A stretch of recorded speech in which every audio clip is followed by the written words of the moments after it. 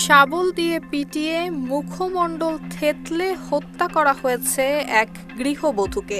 এই সময় নিজ ঘরে ওই গৃহবধূ একা থাকায় কারা এই হত্যাকাণ্ডে জড়িত তা বলতে পারছেন না স্বজনরা।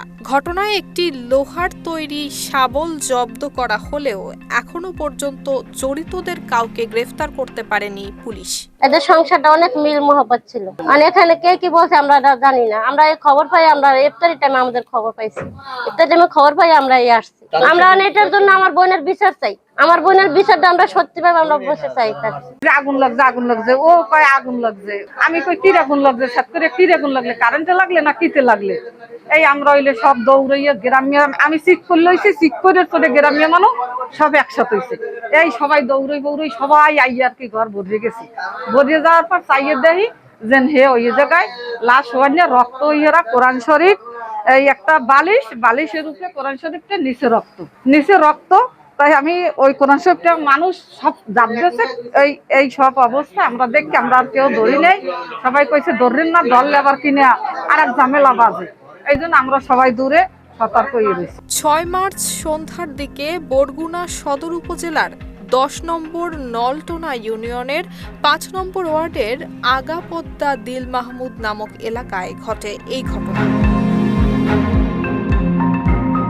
জানা গেছে ঘটনার সময় নিজ বাড়িতে একা ছিলেন আলম তাজ নামের ওই গৃহবধূ। RICL TMX, যুগের পর যুগ স্থাপনা থাকে মজবুত। এই সুবাদে কেউ ঘরে ঢুকে লোহার তৈরি শাবল দিয়ে তার শরীরের বিভিন্ন স্থানে আঘাত করে। বিশেষ করে তার মাথায় উপর্যুপরি আঘাত করে মুখমণ্ডল সম্পূর্ণ থেতলে দেয়া হয়। এরপর স্থানীয়রা ঘরে ঢুকে দেখতে পান আলম তাজের রক্তাক্ত মরদেহ।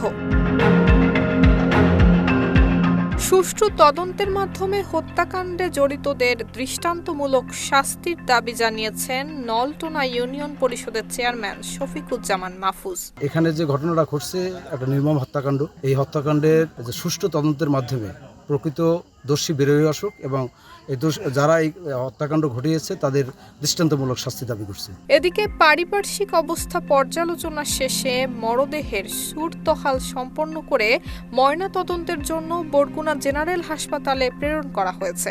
এই হত্যাকাণ্ডে জড়িতদের শনাক্ত করতে কাজ করছে পুলিশ, এমনটা জানিয়েছেন বরগুনা জেলা পুলিশের অতিরিক্ত পুলিশ সুপার মোহাম্মদ সালাউদ্দিন। আমরা লাশের সুরতহাল করেছি এবং লাশের অন্যান্য প্রসেসিং শেষ করে আমরা ময়নাতদন্তের জন্য সদর হসপিটালে প্রেরণ করেছি এবং এর সাথে জড়িত যারা তাদেরকে আমরা শনাক্তকরণের জন্য আমাদের পর্যালোচনা চলছে।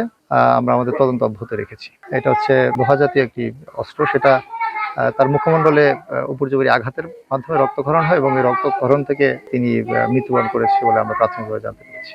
নুসরাত জাহান মেহেক, ঢাকা পোস্ট।